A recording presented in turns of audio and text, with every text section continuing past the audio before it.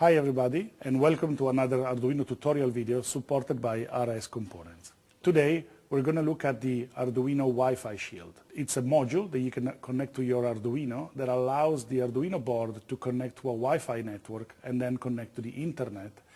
And we can make all sorts of devices using this tool.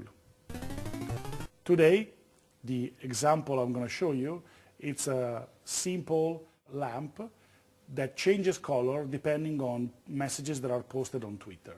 So if somebody posts a Twitter message that begins with the hashtag Arduino RGB and then followed by a color represented as a 6-digit hexadecimal number. This is the way, for example, that colors are represented within HTML pages. The 6 digits represents the amount of red, green, and blue that goes into the color. The first 2 digits represent the amount of red, the second 2 green, and the last 2 blue. So what the Arduino is going to do is going to connect to Twitter, launch a search, and you will search for all the messages that contain this hashtag, and once it finds one, it will actually go search for the number, and then it will basically take every number, decode it, and turn it into an amount of color that will be represented on the RGB LED that you see here on the circuit. Let's have a look at the circuit. Here we have an Arduino UNO with a Wi-Fi module mounted on top of it. And then very simply we took a small RGB LED and we connected 3 resistors, and the 3 resistors go to pin 3, 5, and 6. There are PWM pins. So these pins are able to control the brightness of each individual channel in the RGB LED. So the module you see on the top here is the Arduino Wi-Fi Shield. The Arduino Wi-Fi Shield is actually a quite interesting device. It's made of this large chip in the middle. It's a 32-bit microcontroller that contains the whole software that's needed to process the Wi-Fi messages and connect to the internet and provide you with the whole networking stack. And it speaks to this little square module in the corner. That one, it's essentially the wireless part that communicates with the actual Wi-Fi network. So by using a powerful processor on board of the Shield, we can actually save code space, we can save memory on the main Arduino board. So let's have a look at the code. So in order to use the Arduino Wi-Fi Shield, we include the Wi-Fi library, and then we have at the beginning a couple of strings that represent the name of the wireless network we're connected to. So at this moment we're connected to a network that doesn't require a password, so when it says that the next parameter contains just a password that we're not going to use later. Then I have 3 pins, pin R, G, and B. These variables, they contain the number of the pins where the different LEDs are connected to.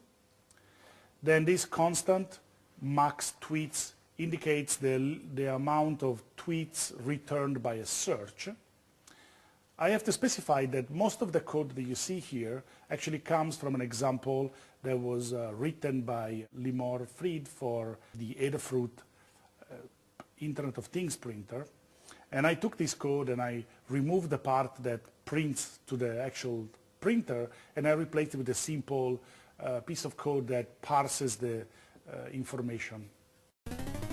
There's another number of parameters that indicate how many times the frequency used by the Arduino to connect to Twitter. So in this case, for example, we're connecting every 10 seconds. And the timeout, so the maximum time, we will retry to connect to the server before we stop connecting. And the timeout, so the maximum time to wait from data from the server. So there's a number of internal parameters that are maybe too long to explain right now. So we create a Wi-Fi client, we specify the server name, we specify the query string, in this case Arduino RGB. Then I'm going to skip this rest of the code just to show you quickly how easy it is to connect to the Wi-Fi. So here We check if the Wi-Fi shield is actually mounted on the board. Then we check if we're connected. And then we just basically say Wi-Fi.begin SSID. If I need to specify a password, here after the comment, you see I can put comma pass, and that will specify SSID and password. And then we wait for 10 seconds. And that should be enough for a connection. And this is going to try and retry to connect to the Wi-Fi network until we're connected. Print Wi-Fi status will tell us, okay, you're connected, this is your IP number, this is the network you're connected to, and everything else. And then during the loop, what we're going to do, we're just going to create a connection to the server.